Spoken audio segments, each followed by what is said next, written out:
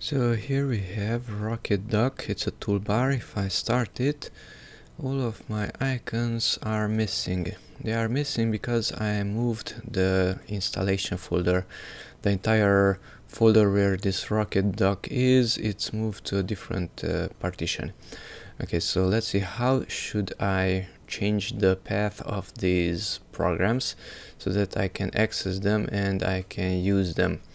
Because otherwise you could go here to, if you right click, you could go here to icon settings, but it's very slow.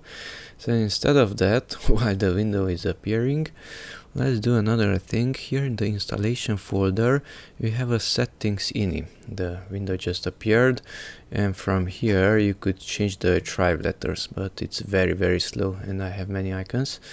So instead of doing that, let's edit this settings file. Just double click on it and Notepad will open it. And let's go here to edit and replace. Ctrl H is the hotkey. And yes, I did this. So I searched for the E drive column and the slash, and I replaced that one with the H drive column and slash. And if I click on replace all, now all of them are replaced in this ini file. But first let's close the program, because otherwise it will overwrite that file. So right click and quit. Now close this replace window and close it and save it.